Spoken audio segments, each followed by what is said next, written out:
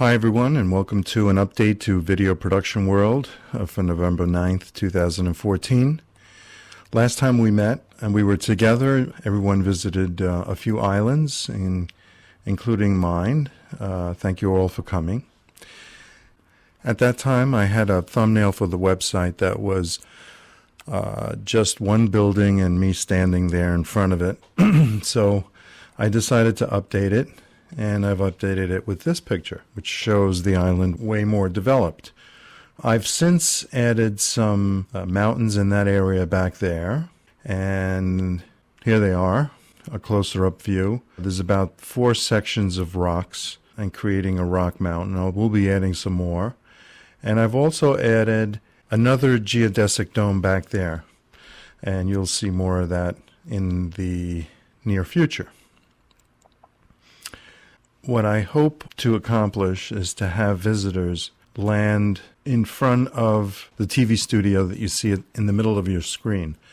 I'd like people to land there. The first stop off in their visit to Video Production World will be in the TV studio, where they could see TV studio in action.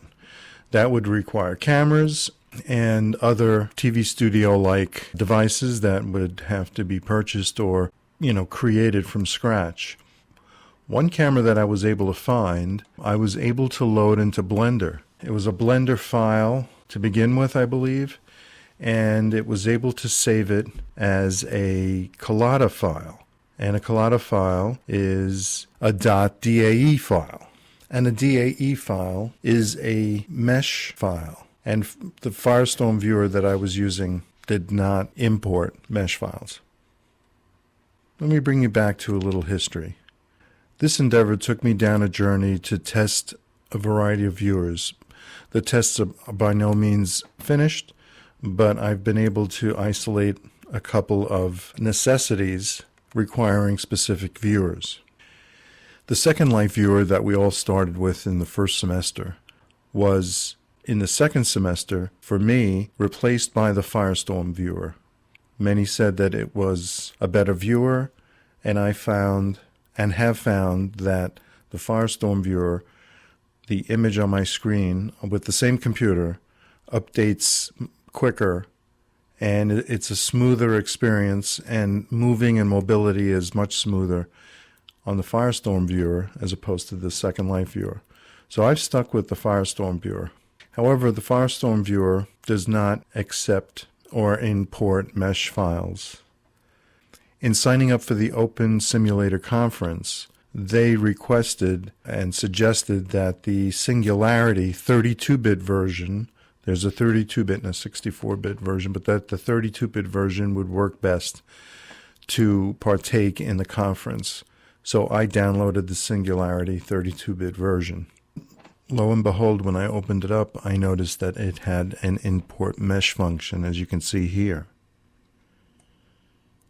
Professor O'Connor uses the Imprudence viewer. I downloaded the Imprudence viewer also and noticed that it did not have an import mesh function. I went ahead and also downloaded the Singularity 64-bit viewer, not recommended by the OpenSim conference, nor was I going to use it for that, but I wanted to check to see that it had the import mesh function, and it did. So going forward, I probably will be using the Singularity viewer either exclusively, or because I had problems with talking and hearing locally, Professor O'Connor and Terry in and around the booth, I am not sure if I have chat capabilities and communication functions working with the Singularity viewer.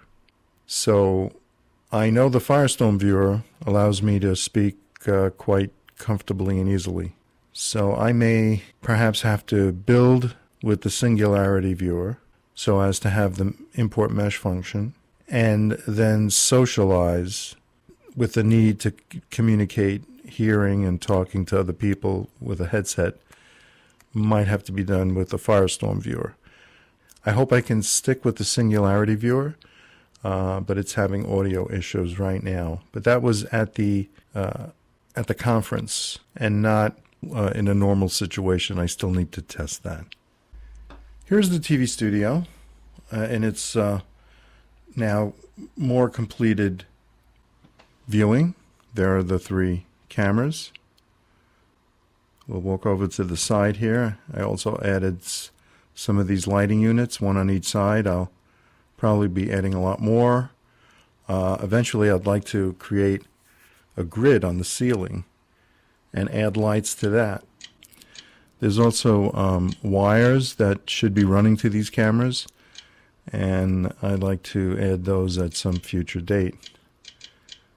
I've got 2 of Sean's chairs as seating props for a pseudo interview situation. And we'll have to dress this stage a lot more. There'll have to be a set there, which I either hope to find or to build.